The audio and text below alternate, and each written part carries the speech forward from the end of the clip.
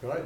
Okay, awesome. Well, welcome. Thanks for having me out. I enjoy doing these presentations quite a bit. So it's day 8 of 2026, and this is my 5th garden presentation already. So it's gotten pretty popular this year. So I've quite enjoyed it. It's been fun. This is one of my favorite presentations to give. I haven't given this one for a minute, but gardening in the desert is what I was asked to present on today, because we are in the desert. Water is a precious commodity, so we're going to spend a bit of time talking about some of the ins and outs of gardening. In my position, I've been here for almost 9 years. I've been gardening a lot longer than that. I'm a native to Hurricane, so I joke a little bit that I've killed a lot of plants to learn how to grow them. So it's kind of like baking, you have to crack a few eggs, and gardening, you have to kill a few plants. So if you do kill a couple plants along the way, that's fine. I've killed quite a few, but we figured out some of the things that work really well. A lot of it has to do with irrigation and soils. So we're going to spend probably the bulk of our time on those. I also am going to try and open it up for questions as much as possible. You guys I'm here for you guys, you're not here for me. So ask what questions you would like. If they're really hard, we'll defer those to another day. But most of the questions I should be able to answer as far as gardening, especially vegetables, go. So let's see if my clicker works. It usually works until I want it to. The laser works. Oh, there we go. Okay. So a couple things I want to go over just really quick. One is, what is the Extension Service? So I work for Utah State University Extension as the County Agriculture Horticulture Agent. Our office is located at the fairgrounds. So USU is located up in Logan, the Arctic of Utah. I don't go up there very often, it's too cold. But the climate's a lot different. So a lot of people see USU and they get a little bit nervous because the information coming out of Logan is going to be vastly different than what we're going to need here in Washington County. How the Extension Service works is we have an office in every county except for Daggett. It's a little bit small, but the neighboring counties cover that one and make sure that they have the resources they need. But we take research and data and we tailor it towards our communities, and we also do research ourselves. So I've done quite a bit of research on pomegranates, quite a bit on tomatoes as well, just to try and figure out some things to get them to grow a little bit better, to keep diseases out of them, things like that. So the Extension Service is statewide, and all of our information doesn't really come from Logan. So, but at our office we have a couple different, well, maybe I have to be closer to it, I don't know. Oh, there it went on its own. This is our office, so we have specialists in different areas. We have someone that works with economic development. We have Andrea Schmutz is up in the top middle. She does home and community, so she does a lot of canning classes, food preservation, sewing, a lot of the skills there, and we teach a lot of classes there. The bottom right corner, or bottom left for you guys, is Caden Entz. He does our 4-H programs with horse and livestock. There's me up in the corner, and then Kat does more 4-H programs, more with youth and teenager programs. Here's some of the courses that we offer. I'll probably skip through that one just so I don't want to run out of time because I normally do. I talk too much sometimes. But for this class and the things we're going to go over, we just did the first one. But we're going to go over soil. We're going to probably spend a pretty good amount of time on soil because that does solve a lot of our problems when we're gardening. That's where a lot of our problems arise. And if we can get our soil right, our plants are going to be much happier, and we'll be happier because our gardens are going to be successful. So we're going to talk about soil for a minute. We'll talk about irrigation, planting, and then from there we're going to pause, and you guys can pick what we want to go over. If you want to go over pests, insects, and bugs, that would be fun. We can do that for a while. We can go over weeds, tips and tricks. I focus quite a bit on tomatoes because I get a lot of questions on tomatoes, and for gardening, that's like the pinnacle of gardening, is getting the first tomato and beating your neighbor out and getting tomatoes every year. So we get a lot of questions on tomatoes, so I can spend some time on that. So you guys will get to pick what our last area is going to be. Some of the questions that I get in my 9 years of experience, these are some of the more common ones. My garden's not producing, so it's green, I'm keeping it alive, but it's not really producing and doing the things that I would like. It gets worse year after year, so when I started gardening, phenomenal garden, it's been great. But every year it just gets a little bit worse, and a little bit worse, and a little bit worse. I keep adding things to the garden, and nothing seems to help. And then the third one, this is my favorite one, probably most common, is what is this and how do I kill it? So that's going to be your insects, your weeds, and I do get that question quite a bit. So we'll address each of these as we go throughout the presentation. And again, if you do have questions along the way, please feel free to ask. For gardening, we've kind of broken it up into two areas. We have container gardens and we have in-ground gardens. The in-ground garden is kind of the traditional, what everyone grew up on, weeding. We have this huge garden. It could be as big as this room. It could be bigger. It could be smaller. There's a lot of pros and cons to having an in-ground garden versus a container garden. One of them is it's not as expensive because I either own the dirt already or the soil in my yard, or I'm leasing it, renting it. I already have that as an asset and I can utilize it. I just have to get it set up to be able to grow things.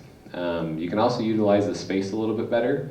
So instead of having big walkways in between my grow boxes or around my pots, I can kind of squeeze things in a little bit tighter and get a higher productivity out of that area. However, our soil isn't necessarily poor. A lot of people say we just have terrible soil.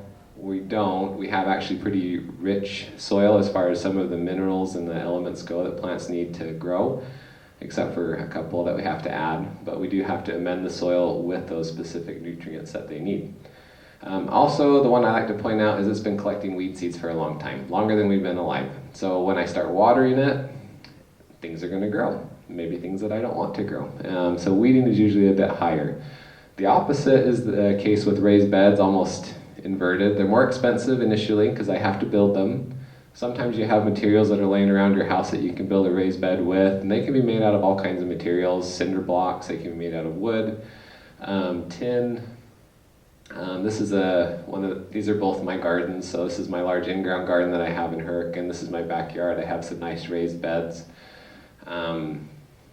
But this one definitely cost me a bit more, but they do look nicer. They're aesthetic. I got a little bench on it on the side so I can sit on it, which is one of the pros. I don't have to stoop over to get to my vegetables or to weed. They're right there at knee length or knee height, a lot easier to work around. And depending on what you fill them with, the weeding is better. So I can bring in a soil that's clean or fill dirt that isn't contaminated with weed seeds, that has amendments in it. And usually I don't have any weeds the first year, very few, and if I can keep up on those weeds, I won't have weeds in the future. So just some things to keep in mind. A lot of people are doing raised beds, which is really fun. You can get quite a bit of production out of a raised bed as well. And going from kind of our different types of gardens, soil is going to be a component of both of those. So when we have our soil and we have our plants, there are certain nutrients that every single plant needs. So I apologize, this one's a little bit wordy for a slide, but I felt like I needed to put all of it on there for this one. In the world of plants, we have what are called macronutrients and we have micronutrients. So macro, as you would guess, they need a lot more of. They need these in larger volumes for them to be able to grow and be productive. Micronutrients are needed. They also call them trace minerals. They're very low amounts. They're not needed nearly as much. But plants do funny things when they don't have any trace minerals. So depending on what the plant does, we may do a test to see what they're deficient in. But the macronutrients, these are ones that every plant needs regardless of what it is, and they need them in different amounts. So in our climate, as I mentioned, we have pretty decent soil because it is rich in some of the nutrients that we need. So these last two, the phosphorus and potassium, so it's NPK. Do we have any old mechanics in here? No, just me. They have a spark plug brand that's NPK. That's how I remember this one. But NPK, these are off of the elemental table, so it goes to chemistry. This is as deep as we're going to go into like chemistry. Not to scare you. But pulling the letters off the periodic table, N is for nitrogen, P is for phosphorus, and K, since P is taken, I guess, K is for potassium, so NPK. Any fertilizer bag you buy is going to have 3 numbers on the front, sometimes a 4th one for a micronutrient, but it'll have the 3 macronutrients on it, and it'll be in this order all the time. So the first number on that is going to be nitrogen, 2nd number is phosphorus, 3rd number is potassium. Our soils have a lot of P and K in them. We have a ton of phosphorus typically and a lot of potassium in our soils. They're very rich in those. They're actually high, they're elevated. we can usually go several years of gardening the soil before we ever have to add phosphorus or potassium to it. Nitrogen, however, we don't have any. That's just a Utah problem. That's not a St. George problem, but the whole Rocky Mountain area, we don't have a lot of nitrogen because we don't get a lot of moisture. Moisture and vegetation drives the nitrogen. So areas on the eastern United States and on the coast have a lot of nitrogen in their soils. That's why it's so green and lush all the time, because there's a lot of nitrogen naturally in their soils, and we don't have any. That's also partly why we're in a desert and things are not very green. We just don't have a lot of that nutrient in the soil. So if there's anything that we're going to add every year, we're going to add nitrogen to it. Nitrogen's the number one nutrient that plants need, and they all three do different things. So that's what I put the descriptors on there for, and I tried to bold, at least on those first two, what they really do. So nitrogen drives your vegetative growth. So all the vegetation on a plant. So if it's a tomato, if I want to get a nice big bushy leafy tomato plant, I give it nitrogen. If I want to get a nice tall corn stalk to grow, I need to give it quite a bit of nitrogen. They're heavy feeders, they need a lot of nitrogen to produce that much biomass. If you're getting short corn stalks, which I got short corn stalks for most of my life because I didn't understand what nitrogen was, they're just deficient in nitrogen, and I need to add that nutrient more to it.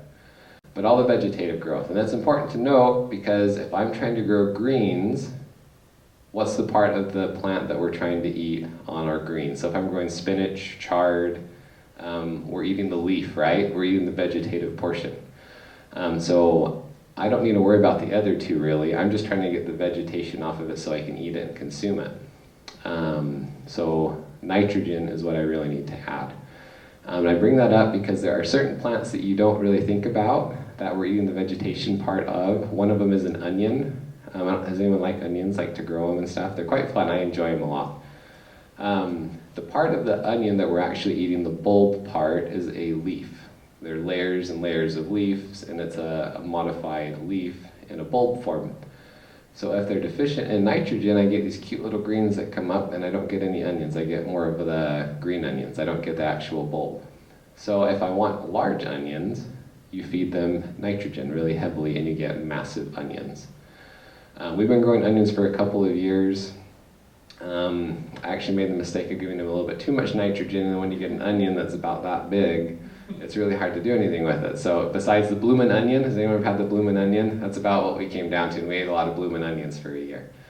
But that's because we gave them quite a bit of nitrogen. They got massive, which was really fun. It's fun to take those to the county fair and put those in. Kind of blows everyone's mind that you can get these huge onions, and they grow just fine here in the middle of the desert. The difference is we gave them what they needed, is the nitrogen.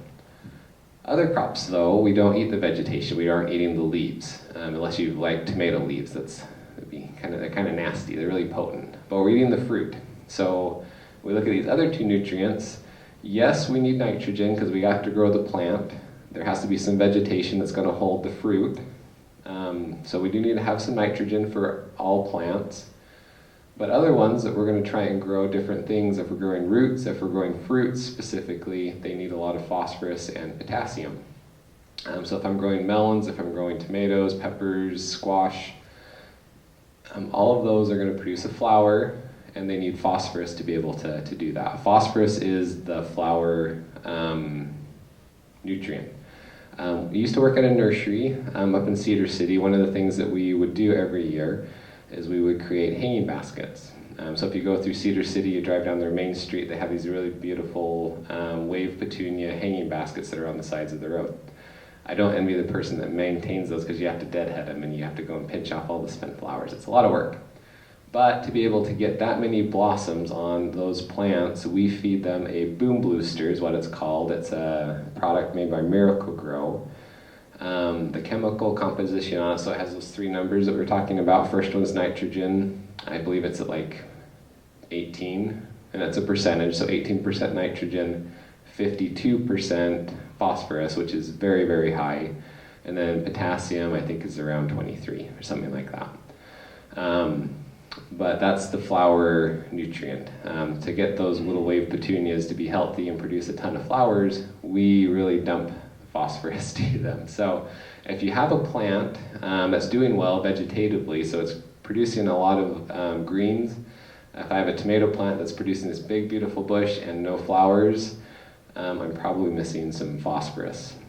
Your garden comes with that. Usually, if you're doing an in-ground garden, our soils are pretty rich in it, just because of the parent material that we have in our rocks. We have a lot of minerals in it. But the only way to tell if you are deficient in one of these nutrients is to do a soil test. You can also do a plant tissue test, but a soil test is most common to see where your levels are at. I've had some people say that they can taste their soil and see what nutrients are in it, and that doesn't work. That's a myth. No one can do that. So then potassium, I didn't talk about it as much, but it's required for nutrient movement throughout the entire plant, and I call it the vitamin for plants. It strengthens the plants, the cell walls. As they put on there, they become a little bit thicker and sturdier. It helps fight off diseases and pests as well if they have a fair amount of potassium. There's a lot of benefits to having quite a bit of potassium in your soil. So it doesn't necessarily help with your fruit production, but it does help the overall health of your plants. Okay, so here's just a little bit more on soil nutrition. We already talked about the NPK, some of the common sources that we have for nutrients. There's two different camps in the gardening world that you can kind of jump onto, or you can do both. It doesn't really matter. No one's going to police it. You can be organic, or you can do what are called commercial or traditional nutrient sources. So a commercial fertilizer, that's going to be like your Miracle-Gros, your Osmocots, some of those trade names. That it's a synthetic fertilizer. What we mean by that is we pull the actual element out of the air for nitrogen, or out of some rocks or some minerals, and then we bind them with a synthetic, often a petroleum-based product that holds onto that nutrient and dissolves into the soil and releases it. The other camp is the organics, and that's your meals. So these are blood meal, bone meal, fish emulsion, alfalfa meal, feather meal. There's a whole bunch of different ones that you can use, and they're exactly what they sound like. I've had to clarify that for some people. The other thing to keep in mind is if you have a dog and you have a bunch of feather meal and you put that around your plants, and your dog likes chickens like mine did, they're probably going to start digging in your garden a little bit if they recognize that. But all of those products are very high in nutrients. Blood meal, for example, it's dried blood and ground up, usually from a slaughter plant, but it's very high in nitrogen for an organic. That's probably the highest form of nitrogen for organics you can get is blood meal, I believe. And it's about 11%, 11 to 13, somewhere in there. Commercial fertilizers, they tend to be higher, so I can get a 21% nitrogen, I can get a 40% nitrogen if I wanted, which is a very high amount of nitrogen. That's one of the benefits of doing the commercial fertilizers. They're usually cheaper, and there's more in them. But the drawback for commercial fertilizers is there's also nothing in them for your soil health. So soil health is kind of the new buzzword for gardening. It's something we're focusing on a lot more with regenerative agriculture, but your emulsions, your meals are going to have things in it that your soil organic or your soil microbes, mycorrhiza and different things are going to feed on. Your commercial fertilizers really don't have a whole lot that those are going to eat. So the question kind of becomes, the whole point of all these slides and telling you what the nutrients are is, how do you know what in the world is in your soils to begin with? And that requires a soil test. So at the bottom is a website. I use Google, which is easier than remembering a website. If you do a Google search, you could do Utah State University, USU, whichever one, and do soil test, and this would be the first thing that pops up. Yeah? When is the best time to add this fertilizer to your garden? Depends on which one you're using. So your commercial ones, you can add fertilizers to your garden kind of at any point. They're very quick release. That's one of the benefits of the commercial ones. Your meals, you'd want to add probably 2 weeks before you plant your garden. The other thing you can do with fertilizers is if you've planted everything and it's growing and it's not doing as well as it should, and you don't want to do the soil test, and that's totally fine, but you know that and you recognize that it's deficient in something, it's not getting as tall as it normally would at this time of year, you can do a side dressing where you just dig a trench on the side of your plants and you can drizzle in a fertilizer. So we've done this at some of our school gardens. With blood meal, we'll just dig a trench next to our plants, sprinkle that in there, cover it up, and it does take a couple of weeks for them to break down, but they do break down and do the job too. So, if you're doing compost, ideally in a perfect world you do that in the fall. You put the compost in because it takes longer to break down because it has more woody materials in it. And it takes kind of the winter time to break down. And then it's good to go by the time spring gets here. The problem that we get is when we get to spring and we add our compost to it that has a lot of woody materials in it, in order to break down compost, it requires a lot of nitrogen in the soil. So it actually pulls the nitrogen out of your soil for a while, for about 2 months, while it's breaking down your compost, and then it releases it again. So you can get, if you plant in the spring at the same time you put your compost in, you might have kind of a nitrogen stall where it just, your plants are just sitting there happy, staring at you, not growing very much, while that compost is breaking down. So kind of a trick that gardeners will do, if they're doing that, says, okay, I didn't get compost in the fall, I got it in the spring, I'm going to add some blood meal to it as well. So I know my nitrogen's there, it's tied up in my compost, I'm going to give it an extra shot of blood meal to kind of get it going until that compost breaks down. So, but if you want to know where your levels are at, you can do a soil test. They're not very expensive. For a basic one, it's $25. That'll tell you where your NPK are at. I'll talk about nitrogen a little bit because it's a little bit different, but it also gives you some other information that is needed for our area, which is your salinity. It also tells you your pH, but your pH is what it is. It's not going to change too much, but your salinity is the one thing that it tells you that can really make or break a garden as well. So the benefits of the soil test, I just mentioned the salinity level. You can pay $35 instead of $25, and you can get your micronutrients. These are going to be like your iron, your zinc, magnesium, calcium I think is in there as well, but it gives you those levels also. I usually only recommend doing a micronutrients analysis if you've been gardening or if you have an orchard and you've been there for a long period of time. Those micronutrients can get drawn down, or if your plants are doing funny things. So if they're doing funny things, we might pay the extra $10 to see if it's a micronutrient that causes that. Not very common, but it can and does happen. Gives you your nutrient levels. You can also get a percentage of your organic matter if that's something you're interested in. It'll tell you what percentage of that soil that you send in has organic matter in it. Kind of a fun fact, in gardening books, organic matter, if you read about it, your soil should be around 4 to 8% organic matter for garden soil. Utah's soil, we're at about 0.2% native soil. But we can still grow things just fine. So a lot of the gardening books are wrong because they're written in a different climate. They're written on the East Coast, a lot of them kind of out of Canada actually. Really good materials, fun information, but if they looked at our soil and based off of their organic matter recommendation, we can't grow anything here, which is not true because we grow phenomenal things here as well. But if you want to get your organic matter up to get what we call garden soil, you can add that year after year, and you can see what the percentage is with a soil test. We also give you recommendations on what to add and how much. There's 2 other labs that you can send to as well. So if you're a BYU fan, you can send it to BYU. BYU does have a soil lab, and they do a good job. USU has one, and then there's one in Idaho called Stokenholtz. Every state really has a soil lab, but their soil labs are catered and tailored towards their soil. So if we sent our soil to Florida, they would think it came from the moon. I mean, they wouldn't know what to do with it hardly. So send it to a local, or as local as you can, lab. Even one in Arizona would probably work if you can find one. Okay, this is what comes back. So you send your soil off. It's about 2 cups that you send in the mail. It's kind of fun. You take a little box into the mail and you mail it, and they ask you if there's anything hazardous, perishable, anything in it. It's just, nope, it's dirt, soil. And it's pretty common. It's something that they're very used to getting soil samples and send those sent up. But it tells you all the things that are listed on this left-hand side, that column. The ones that are blank all the way across, those would be included if you did the $35 one. We just do $25 for most of them, and it goes down to nitrogen. But on this one, it does tell you your texture as well. So the texture on this soil test, where was this one? Oh, this was in Hurricane. This is my research plot for my tomatoes. But it's a sandy loam soil.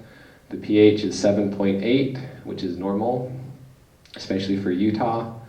The salinity was 4.2. The interpretation is that that's very high. This is a scale, the EC scale. EC, just so you're aware, stands for electroconductivity, but it's just telling you how much salt is in your soil. And it gives you a number to reference. So for vegetables, we want to be at a 3 or lower. Once we start getting above a 3 on that EC scale, vegetables will start to struggle. The most salt-tolerant vegetables we have are beets and asparagus. So if your beets and asparagus are doing extremely well and nothing else is, and I've had that scenario several times, you probably have a salinity problem. And it is fixable, but again, you can't tell what your salinity levels are by tasting your soil. You have to do a soil test. The phosphorus on here, and I've gardened here for several years. It's very high. We're not too concerned about that one. It's at an elevated level. I don't need to add any phosphorus. My potassium, or potash, as old timers often call it, is high. Also don't need to add any there. Then the nitrogen is blank, but it does give me a recommendation on the side. The reason for that is we have done thousands of soil tests throughout Utah, and we found that we don't have any. So this is a blanket recommendation. Because we don't have any, all plants are going to require 2 to 4 pounds of nitrogen per 1,000 square feet. So 1,000 square feet, it's going to be like a 10 by 100 foot area.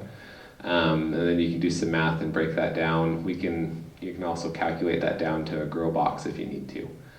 That's just the recommendation that we use. So if I had 1,000 square feet, I could add 2 to 4 pounds of nitrogen over that 1,000 square feet, and that would give me the nitrogen I need for that entire year. But we don't have any otherwise. You can request, if you wanted to, the nitrogen. It does cost a little bit more, and where you would want to do that is if you are working on garden soil. If you're adding a lot of organic matter to it every year, you could have it tested and see exactly where your nitrogen levels are. But nitrogen is kind of a gaseous element, so we have a hard time holding on to it. So we take a sample, and you have to overnight it to campus so they can sample it quickly, because that nitrogen will kind of evaporate out of your soil sample. So it's a little bit tricky to measure that one. But to keep the price as low as it is, we give you that blanket recommendation. But at this point, do you guys have any questions on soil samples, kind of how they work? The nice thing is my number's at the bottom too when you get your results back, and you can call and we can go over it if you have questions if you do a soil sample. But this was my soil sample. This is my research plots. So looking at it, I don't need to add anything except for nitrogen, because that's something I'm going to have to add every year. And then my salinity, I recognize, is very high. I can either try and live with that with my plants. They're going to live and they're going to produce still, but they're not going to produce as well as they should. My yields are going to be down because of that salinity. If it gets much higher than that, I could see plant damage. But a 4, it just kind of stalls your plants a little bit. They're not as vigorous as they should be. So I can fix that though. And I put this picture on there because these are rice paddies, but this is kind of what you have to do. The only way that you can get salts and salinity out of your soil is to leach it out. There's no magical product that you can put on your soil that gets rid of salts. It's an element, you can't destroy it, you can't create it, it's there, but we can move it. So the way to move it is we dissolve it in water, and then we push it down past the root zone. So we're just pushing it down farther in the soil so our plants aren't bothered by it. So to do that, it's quite a bit of water, and this works really easily and nicely if you have a grow box that has elevated salts in it, because I can just fill my grow box up to the rim and let it drain twice or so, and it will reduce those salts quite a bit. The research shows that if we put 6 inches of water over that area, so 6 inches is like that much, it's quite a bit of water, but if I put 6 inches over the top of it at one time, or over a very short period of time, within a couple of hours or a day, it will push the salts down and reduce that number. So I was at like 4.25, it would reduce that number by 50%. So I could get down to a 2, which is perfect for growing vegetables. The other thing to keep in mind with salinity, the reason mine got up to that point is I was adding things to the soil that had salts in them. So our biggest culprit in our area for adding salt is manure. So if we're adding a foot of steer manure over our garden area, we're bringing a lot of nutrients in it, but we're also bringing a lot of salinity to it. And that's where your numbers, where they may have been good, my garden may have been doing really well, I added a whole bunch of things to it. Manure, chicken manure is really high in nitrogen, but it's the highest in salt as well. So by adding certain manures, I also raised my salinity level, and my garden, even though they have all the nutrients that they need, the salinity went up and it holds my plants back and they don't do nearly as well. So that's the scenario that we went over earlier. I have a garden, I planted it, it did phenomenal the first year or two that I had it. I've added things to it like I'm supposed to, but the yields went down. It's probably a salinity problem. It's something you do a soil sample, see where you're at, and then you fix it. We do this quite a bit around the county. We've done a lot of soil tests. I had a scenario 2 years ago. There's a gal in Hurricane that they had that exact same scenario. They had a chicken coop on the edge of their garden, so they would just pull all the chicken manure out at the end of the year over their whole garden too thickly, so they're adding like a 1/2 inch to 1 inch over the whole garden. You want like a 1/4 inch with chicken manure. It's pretty good stuff. But they loved tomatoes. They were growing tomatoes, got good tomatoes for a couple of years, started doing the chicken manure thing, and they didn't get tomatoes for like 4 years. The plants were alive. They stayed about that big. They weren't very happy. We did a soil test. They had a salt problem. We were able to fix it through leaching, and then they brought me a bushel of tomatoes because they got tomatoes again. So kind of fun, and I enjoyed the tomatoes. So it is something that really works. It's kind of an unseen problem because you can't really see it, but something to keep in mind. So for our soils, and this is the whole state of Utah, we're at marginal salinity levels already. So by adding a whole bunch of manures to it, we often drive those salinity levels up to an area that our plants don't like it. And that's how you would fix it. So we're going to move from soils now. We're going to go into irrigation. Irrigation is a fun one because there's a lot of innovation in irrigation over the last couple of years. Growing up, we did number 2. We did flood irrigation. These are kind of the 3 main types of irrigation that we use in our gardens. So we have drip irrigation, which is the newer one. It's been around for quite a while, but there's a lot of options with drip. You can use, this is drip tubing, there's drip emitters, there's all kinds of different nozzles, emitters that you can plug into a drip system to water differently. Flood irrigation is the old one. That's what we're established on here in Washington County. We took water out of the Virgin River, right? We flooded all of our fields. And we did that for 100 years, 150 years or so. Worked really well, but now we need to conserve that water the best we can, so we've switched to different systems. Sprinklers work pretty well. There's pros and cons to it. A day like today, if my sprinklers were running, I'd be watering my neighbor's garden and not mine because the wind blows so much. But a lot of days sprinklers work just fine. Efficiency-wise, that's what the numbers are in the corner from what we found by measuring the water consumption from different plants and how much is wasted. We found that flood irrigation is only about 50%. So out of 100% of that water that's being put on a field, only about 50% of it gets utilized. The other 50 either gets pushed down into past the roots because there's so much of it and it gets pushed down before the roots can absorb it, or it gets evaporated off, or it runs off the field and it's not utilized. Sprinklers, much more efficient. They're about 75% in most climates. I would argue it's probably closer to 50 in ours because of the wind that we get.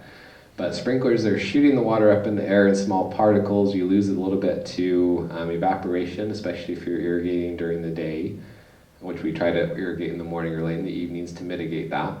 But the wind does blow it. The other problem that we have with sprinklers and flood irrigation is it waters everything. All of your weed seeds are going to come up, and you're going to fight more and more weeds because of the amount of space that you're watering. So drip is kind of the go-to for gardens. One, it controls your distribution of water. So I like drip tape. That's what that picture is. It's just a very thin tube that inflates with water when I put water to it. And every 8 inches, it has an emitter built into the drip tube, and it just weeps, just a little drop. And it's measured in gallons per hour instead of gallons per minute. So sprinklers, they're gallons per minute. If I run it for like 12 minutes, most of our sprinklers, like our pop-up sprinklers in our lawns, it will put out about 4 inches of water, which is quite a bit of water. So it puts out quite a bit. Where drip irrigation, it's measured in gallons. It's a very slow drip. And the nice thing about drip is it goes very deep. It's not a shallow irrigation system. It just takes so long to kind of percolate down through on that just slow IV type drip that it can go very deep, which makes for healthier plants in our climate because they often get a lot of heat. They get droughted a little bit. If they have a deep root system, they're going to be happier and healthier. So with drip, though, there's a lot of different options. There's the drip tape, there's emitters. They're very customizable and it's very inexpensive. So the drip tubing, if you're able to find it or order it, it's a couple pennies a foot. It's very inexpensive. And it lasts a couple of years if you take care of it. Here's a couple more pictures of drip systems. So again, there's the one that you already saw. I have a large raised bed that I cover every year with that one, but the bottom left picture is in a high tunnel, but we're growing beets, onions, carrots off of a drip system. The one in the middle is your typical emitter. Most people are familiar with emitters. If you have a landscape, they have button emitters that are kind of rounded so they don't break off if you step on them. This one's called a flag emitter. You can twist the flag part on the top and pull it out, and it cleans out the inside. So if something does get in there, I can clean it out and I don't have to throw away the emitter. The bottom right picture is more drip tape that I've turned on and let run for about 5 minutes. So you can see underneath all those black lines, as those little circles, that's where the water comes out. The top corner, one of the nice things that you can do with drip system is you run the drip system underneath black plastic. We call this plastic mulch in the industry. And this is all put in by hand because I don't have the equipment or the money to buy the equipment. But I put in, you can use weed barrier, you can use black plastic you can buy off of Amazon and bury it over the top of your drip tape or emitters, and then it waters underneath it, which further conserves water. And is great for weed suppression. That's the main reason I use plastic mulch. I can just poke a hole wherever I want to put a plant in that black plastic, and there's no weeds that are going to pop up since the plastic suppresses them. The other thing that I encourage gardeners to do, and this has been the biggest game changer for me in gardening, is automation. So I used to just water when I remembered. So I would go out in the evenings after school. When I was a teenager in high school, I always had a garden. Some days if I wasn't feeling like it, I wouldn't water. If it was really windy and miserable outside like it is today, I didn't water, and that's probably when my plants needed it the most. So automation, especially with a drip system, is really doable and pretty inexpensive. This is a picture of a hose timer, a hose end timer, so I can put that on my water spigot outside. I can program it to run during certain parameters. I can have it come on every couple of hours if I wanted to at first. I can have it come on every other day, every 3 days, once a week, twice a week, whatever I would like, and for however long. So I think one of those, this one has 2 stations, so I can run 2 different types of crops if I wanted to on it. And I think it costs about between $25 and $50 depending on how many stations you get on these. I think they go up to 4. The cons though is since it's doing everything by itself, I don't go to the garden as much. So if I have a problem with insects or weeds and I don't go out there for a week and a half, I'm probably going to miss some of the problems that I could have addressed when they were small. And these timers also need to be brought in during the winter time because the inside components will freeze and you have to buy a new one the next year. You can also run a sprinkler irrigation system, just like your regular valves that you have in the ground. You can hook them into a drip irrigation system. They have connectors for that. And you can run them off of a regular sprinkler timer, which works very nice too. But the reason I like this is I like to travel, I go out of town, work requires me to go out of town quite a bit, and if I'm not there to turn on the irrigation system, my plants are going to struggle. It only takes a couple of days of no water and that plant's now crispy and fried, and I've wasted all the water and the time up to that point, and now I don't get any tomatoes or whatever I'm trying to grow at the end. So automation is phenomenal. It's very inexpensive, easy to do, very user-friendly. This is my favorite timer because it just has a dial, a couple buttons, and it's really easy to, and pretty intuitive to figure out and work. But you can't really do that with a flood irrigation system. You can do it with sprinklers a little bit, and you can do it with drip, and I prefer to do that with drip because it runs for a longer period of time. When we did flood irrigation with our garden growing up, you would water, and you could have water from the top of the row to the bottom in 10 minutes. Then you have to turn it off because it's running out the bottom. But on a drip system, you may run it for an hour. Unless you're out there for the entire hour, you may forget to turn it off. And that's not good either, so that's not conserving water. So the automation does get around that as well. Gets rid of the operator error, I guess, is what we're trying to say on that one. The other thing to keep in mind with irrigation, the questions that I get a lot and the most difficult to answer are how long and how often do I water my garden? And it's a phenomenal question. It's a very important one, but it's very hard to answer because everyone's soil is different. Depending on your soil texture, if I have a sandy soil, the water just goes right through it. It's like pouring water through a jar of marbles. You can watch it just go straight to the bottom, and it only takes 2 seconds to get there.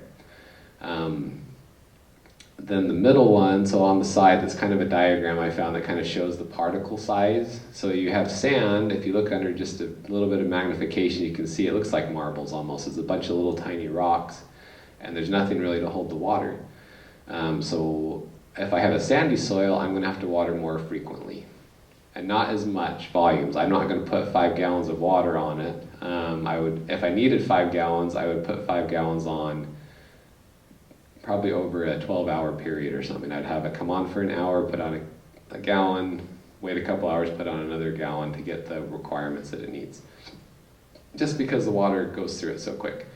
The middle one is like the perfect soil. Everyone wants loamy soil. Not everyone gets it, and you can work with all of them. But loamy soil has the characteristics of sand because it drains, but not too much. And it holds moisture well enough, kind of like clay, but not too much. It's just kind of the happy medium. So silt or loam, or what that one's called. And then the bottom one is clay. And instead of having round, clumpy soil, clay is more like plates and particles. So water, as it's going down, it has to weave in between all of those super, super fine plates. And it takes a really long time for it to get through a clay soil. So if I have a heavier soil, is what we call that, it has more clay in it, I may water less frequently because it's holding the moisture, and I can put it on slower to get the same amount of water on. It just takes a lot longer for it to dry out. One of the things I will say that we have found, if you are growing vegetables, frequency, what we found is in the middle of the summer when it's 110 degrees, you are going to probably be watering your garden every single day. The reason for that's a little bit different than our shrubs and our trees. We're just trying to keep those alive in our lawn, so we can kind of skip a day. We're going to keep it alive. It's going to be happy. Vegetables, we're trying to get a product, and we're trying to get them to produce a fruit. If they're stressed, they're going to abort the fruit. They're not going to produce what they're supposed to. So since we are growing a consumable, we have to make sure that all their needs are met, and typically that means in the middle of the hot summer, we're watering daily, often. Once those plants are full size in the middle of the summer, their water demands are higher, the heat's there, and we usually have to water them more frequently. So.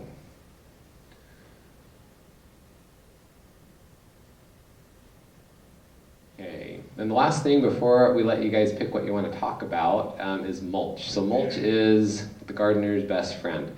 It takes the water, it doesn't replace it, doesn't replace irrigation, but it makes it work harder. And the reason for that is it covers it and it protects it. So if I put a bunch of water in my soil, and then the sun's baking it all day and beating on it, it's going to pull that water back out of the soil, and the soil's going to dry out pretty quickly.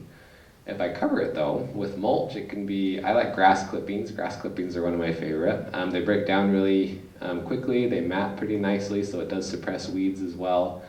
It doesn't really rob the soil of nitrogen either, and it's a pretty nice mulch if you have grass clippings, as long as you didn't spray your grass before you mowed it. But it works well. But if we can cover the soil with something, it's going to reduce the temperature, it's going to hold the moisture better, and do much, much better. And it doesn't really matter as much what it is. Organic matter is the best, and it's going to keep it the cooler.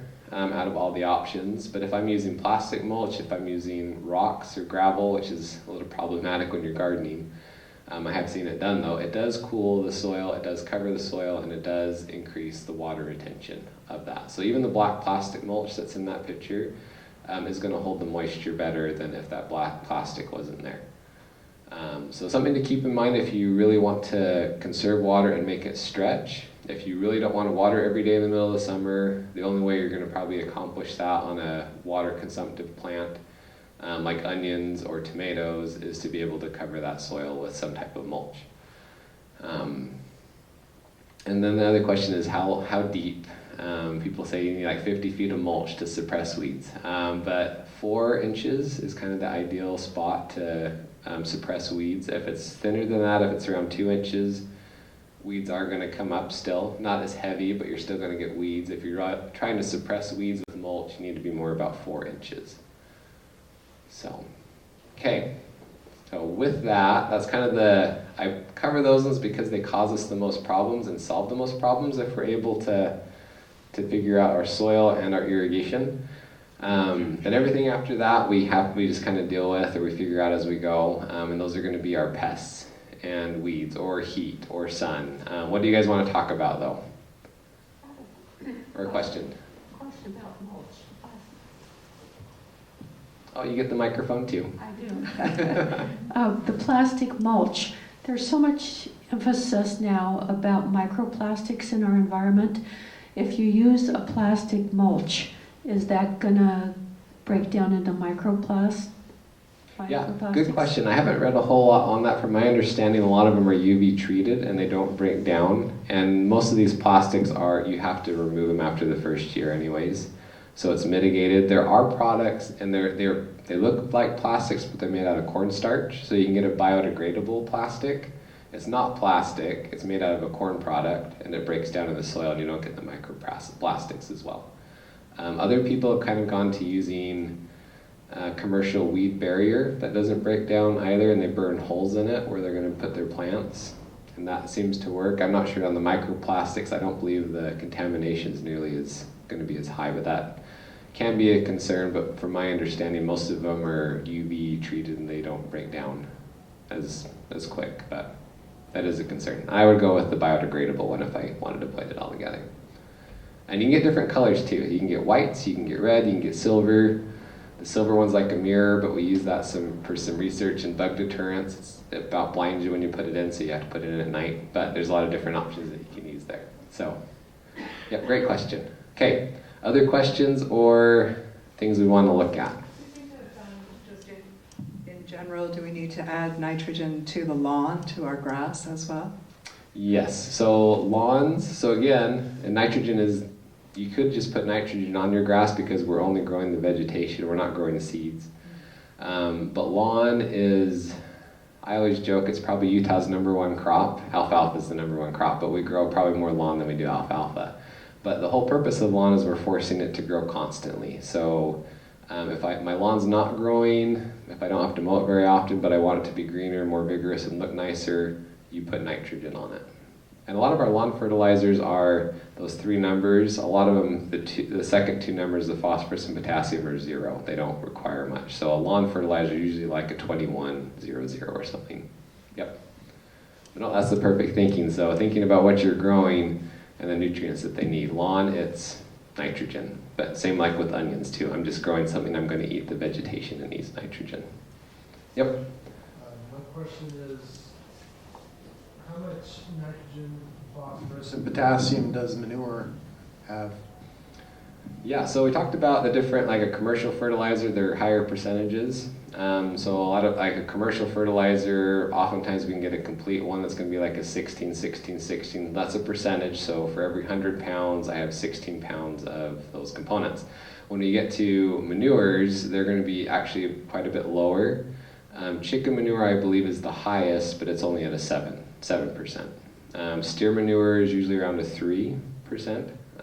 Nitrogen? Yep.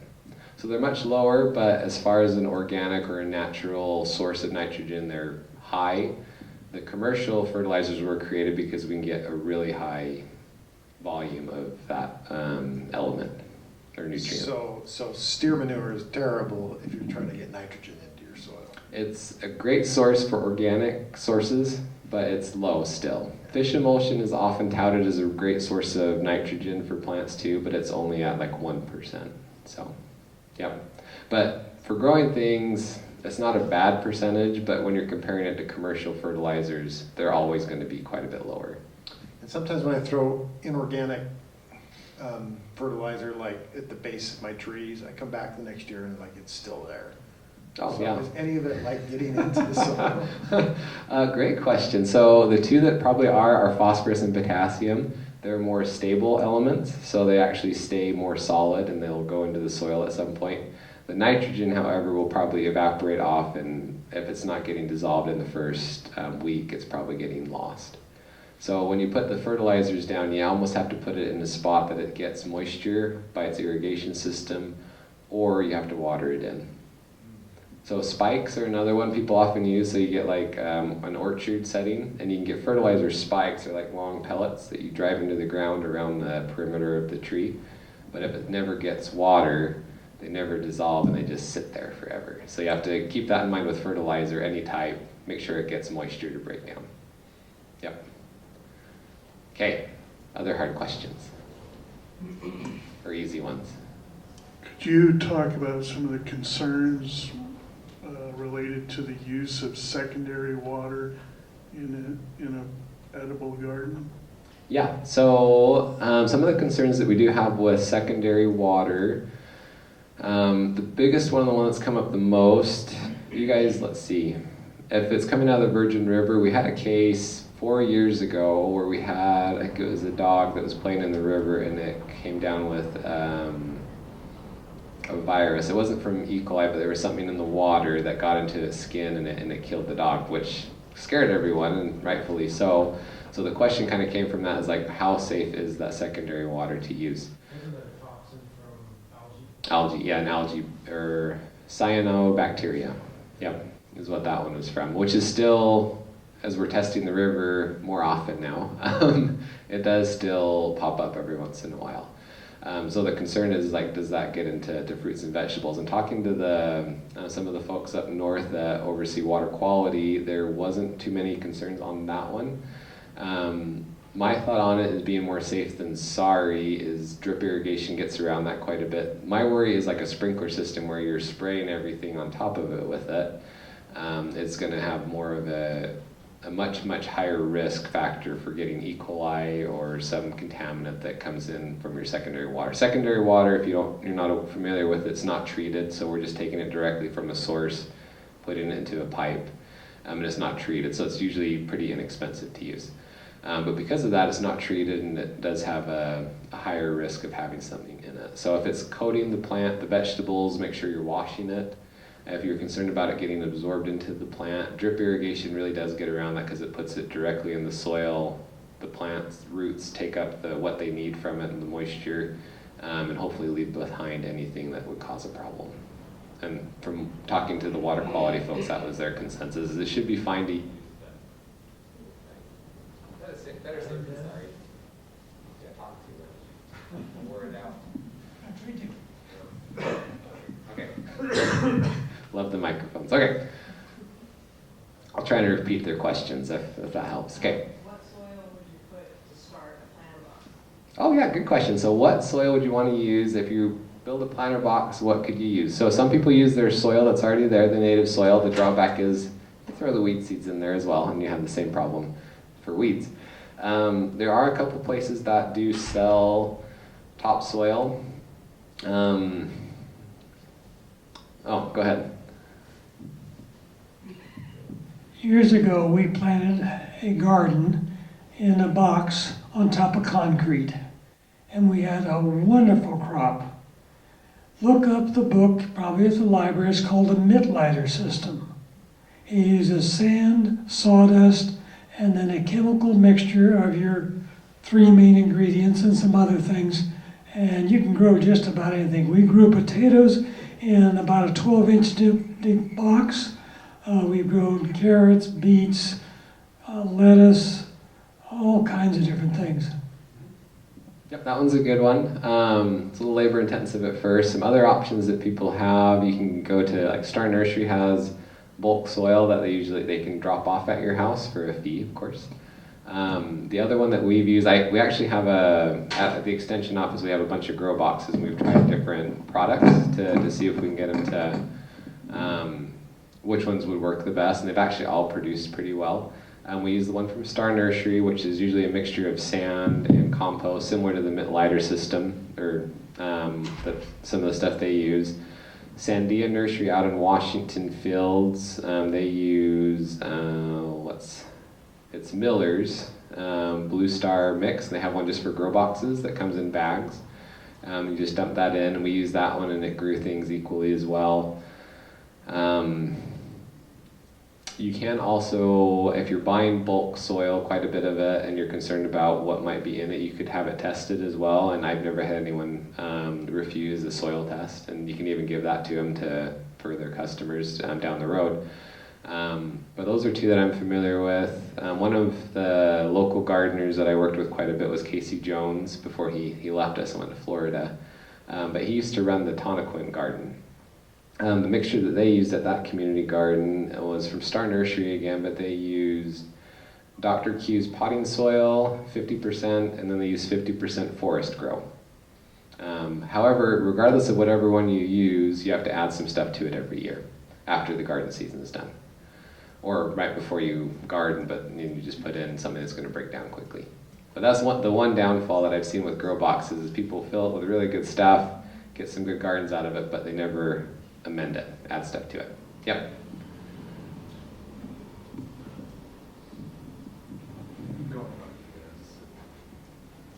Simple question, I think. It's what exactly is the garden season here? Oh, good one. Okay, I did bring some handouts to help with that. I just forgot to hand them out at the beginning. So grab these before you go. This one has planting dates, and this is for St. George, but when I looked up the dates for Ivins, you guys were the same. So it says St. George, but Ivins, you guys are the same. And if it's different, it's like 2 days different. So for your guys' growing season, this is for warm seasons. We have the longest growing season in the whole state of Utah here in Washington County, in the St. George area. We have over 200 days. So for St. George, we have 216 days of frost-free. That's what most people consider the growing season. So March 30th, on average, and this year might kill our average. I don't know what our warm winter is going to do to the average, but March 30th is on average our last frost of the year, and then Halloween, or I think for St. George is a little bit later, November 5th, is the average first frost of the year. So everything in between that is considered the warm season, growing season. And those are things that can't tolerate a frost.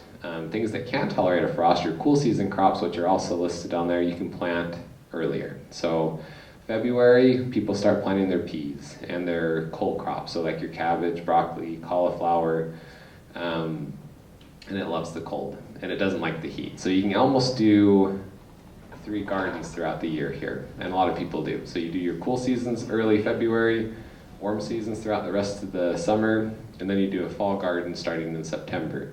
This year, if you did a fall garden, you would still be harvesting it because we haven't froze, and we're doing that at some of our school gardens. We harvested broccoli this morning that's massive just because it's not got cold enough to kill it yet. So a little bizarre. It doesn't happen usually, but we didn't get our first frost here until after Thanksgiving, I don't think. Weird year. So, okay.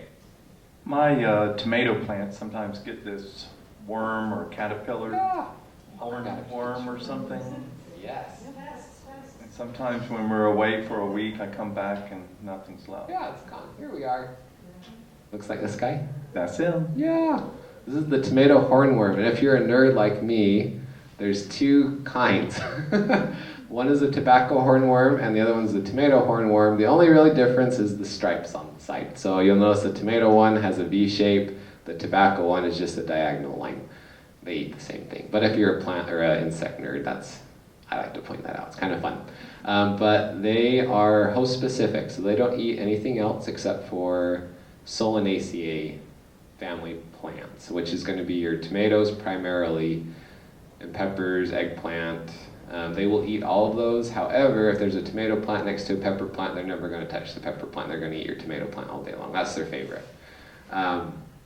So the pictures up in the top are the moth. The moths are actually quite large. They're really good size, but they're nocturnal, so most people don't see them a whole lot. They fly around at night, lay eggs on your tomato plant. They hatch, and have you ever read that little caterpillar book to your kids, where it ate and ate and ate and got big, big, big and fat? That's what this does.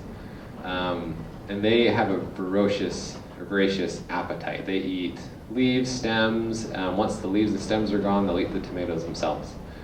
The damage is pretty easy to spot. If you're familiar with them, you can see the little nubs where the leaves used to be, and then you know you have one. A couple things you can do to treat it. Spray-wise, there's some organic options. So I put blacklight on there. I'll talk about that one in a second. The two beneath it are organic insecticides. BT is a bacteria that only affects worms and caterpillars. So BT, you can spray your plant with it. It's really neat and very fast working on worms. They ingest it, and it gives them a super bad stomach ache, and it actually starts to rot their insides in a way, but they stop eating, and then they die. Very therapeutic. Not very nice for the worms, but that's how BT works. But you can spray your plant with it. You can use spinosad as well. If you really want to kill them and you're very vindictive about it, you can go out at night. This is fun with the kids or the grandkids. You can go out with a black light. Those white striations and stripes that are on them, you can shine a black light on your plant and they glow a little bit. And if you have chickens, it's even better, because then you can save them for the next day, and then you can throw them to the chickens, and again, therapy. You can watch the chickens fight over your tomato worms. But they're big, yeah. And it is a big problem. It's the number one pest for tomatoes, probably, are the tomato worms. But they're here. They don't come from the nursery. People often wonder where they come from. It's a moth that flies around. They're attracted to the smell that comes off your tomato plant. That's how they find them. So, yep. Okay. What other questions have you got? I kept you an hour. I can keep going for hours too. But. Okay, we'll go here and then we'll go up here. Come on. Yeah, okay. Yeah. I as a part of fire prevention on our lot, and we live in an area where there's a lot of sage and native plants, I chip dead sage and dead native plants, but add that to horse manure just for my own compost on the lot. I've never used this mixture and never used the chippings from, I guess my question is, would one, or what would you recommend about using just the dead plant chipping as a compost, or as a mulch? So mulches are phenomenal. The trick with mulches, especially wood ones, is they do pull a lot of nitrogen from the soil. They take a very long time to break down in our climate because we don't get enough moisture. They work really well in pathways, phenomenal in pathways. So again, if you can get 4 inches on in places that are designated pathways that you're not going to grow things in, they work extremely well. But putting it into a garden and tilling them in, it just takes so long for them to break down, unless they're very fine. Even sawdust takes a while for it to break down with our climate. But no, I love wood chips, but that's where I use mine, is in designated pathways. So, yeah. Okay. I've heard that squash bugs are kind of a problem. What do you do about squash bugs? It's almost a curse word in gardening terms. Let's see, I think I have a slide on. Oh, we got squash bugs. Yeah, so those two are not squash bugs. The other two corners, those are squash bugs. These are our main pests for squashes, though. We have cucumber beetles, which are those two, the striped ones and the spotted ones. And then we have squash bugs, and they're like little tanks. They have a very hard exoskeleton. They're hard to kill because of that. The one in the corner, those are the nymph stages. So a nymph is just an immature squash bug. So they start out as itty bitty squash bugs. They're kind of a greenish color. As they get bigger, they kind of turn that bluish gray color. And then when they finally get to be adults, they look like those little tanks. They do fly, and that is how they get around. Most people don't realize that, but underneath their hard exoskeleton, they do have some wings. One of the reasons they're hard to kill is because of their mouthpiece. So a lot of insects are easy to kill, like our tomato worms, because they bite into something and they chew it. So if I can coat that with something that they're going to ingest, easier to control. These guys have a needle mouthpiece. So it pokes into the cell tissue and they suck the life out of the plant.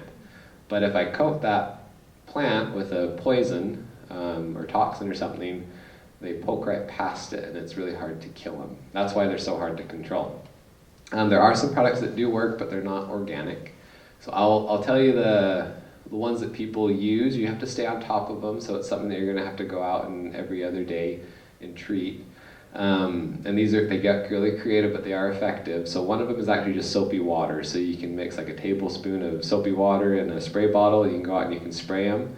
Once you start seeing them kind of spread and flutter their wings a little bit, you know you've got them. They're going to die at that point. But what happens is insects breathe through their exoskeleton, their skin. And if you coat that with soap or an oil, you have to get it on them to do that, but it will kill them. It smothers them. So that one works, but you have to go out and you have to spray every day. I got to where I would use one of those weed pumps that you could pump up and pressurize, because my hand got so tired of pulling the trigger on the spray bottle, which worked really well. Other people actually they get a shop vac. It could be a battery powered one or a powered one. They it's a wet vac, so you can fill the hopper up with soapy water, and they go and they suck them up.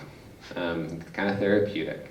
The ones that are really vindictive, and this does work, but they will take a blowtorch out and they will torch them. And it does work. It sounds horrible, and it actually probably burns off their legs and their antenna where they're harmless. I feel bad for the squash bugs a little bit, not much, but it does work. It's such a quick flash burn that it doesn't damage the plants typically. But I bring that one up because it comes up multiple times as I give this presentation. A lot of people do the burning of squash bugs. I think it's more therapeutic. Not much eats them though. They're if you squish them, which you can, that's another thing people do is they get gloves and they'll squish them. They are stinky. They're a stink bug, but I hate the smell. I can almost smell it just thinking about it. But that's squash bugs. Some of the chemicals, I think this next slide I put, oh yeah, you're not going to see that. Wow, that's small. I'll have to fix that one. Okay, so if you did a Google search and you type in squash bugs USU, you could find this chart. This is a list of products that are labeled for squash bugs. This is the one that I recommend the most, or probably these three, which you can't see that, so I will tell you what they are. These are the chemical names. Pyrethrin is an organic. It works very well, but it is a contact killer. You have to spray it on the squash bug, which is nice, instead of spraying it with my soapy water until it starts to flutter its wings, so I know that I killed it. I just have to hit it with it and it's going to kill it. It breaks down very quickly. It's made from chrysanthemums. A certain chrysanthemum that's in Africa that they pulled a compound out of, as the story goes. Permethrin is the synthetic version. That's where we took pyrethrin, found what created the chemical compound of it, replicated it in the lab, and we have permethrin. It lasts longer. You can actually, is that wind? Yeah, it's wind. Whew. I'll stay in here for a minute then. Yeah, it's shaking the thing. Gosh. But permethrin, it lasts longer. I can actually coat the plant with it, and it will actually be pretty effective on killing the squash bugs. Another one that works probably the best that we've found it's a lovely name, zeta-cypermethrin. So zeta-cypermethrin is how that one's, with a Z. It's made by Sevin. Most people are familiar with Sevin because of carbaryl, or Sevin dust. Same company, different product. But that's one that it's not organic, so a lot of people don't like using that one. But it's very effective. You can spray the plant. It stays on the plant for 14 days. I believe on every type of insecticide, there's a pre-harvest interval, how many days you have to wait to harvest. That one, from what the tests show, is a day. So you can spray it, the entire plant. It kills all the squash bugs. Very, very nice if you really get behind on them and you just give up and you want to do something to kill them. This is one that we use a bit in our garden because we have a lot of squash plants and I can't pick them all off. It works pretty well. What I do is I pick all the squash, harvest all of it, spray, and then I wait about 4 days. So I'm quadrupling that interval that's safe. A day is safe according to the label. I am more safe, I guess, so I wait 4 days. So just a tip on how we do ours. We harvest the squash before we spray, and then wait a couple extra days.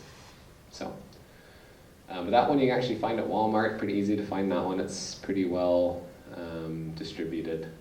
But that's one that it works. And I bring that one up because I get asked, squash bugs everyone hates squash bugs. That's a big deal. But that is one that works. It's effective. So the other joke that I tell with that one is back in the 50s, this is from my college professor, there was an ad in the paper, and so this shows how long we've been fighting squash bugs. This ad in the paper says that we have a 100% guarantee on a squash bug killer. Send $50 and we'll send it to you. So one of the farmers up in Cedar City did. It came back in the mail in a package. She pulled it out. It was 2 boards screwed together with a hinge. And they even had instructions on it. You open it up, it has a little drawing of a squash bug, insert squash bug here, and slam. 100% guarantee it killed them, but he said that was from the 50s. So we've been working on squash bugs for years, and they're a problem nationwide. It's not just us either, but I think we would have found out something better by now, but we haven't. We haven't found a trap or a lure or anything. We're still struggling with squash bugs. So, okay.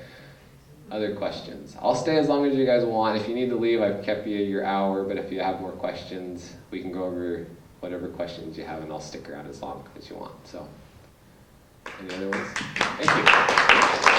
Okay. All right, and I will stick around if you have more questions, or I can keep going. I've got a weeds presentation that'll keep us here until midnight, so talk about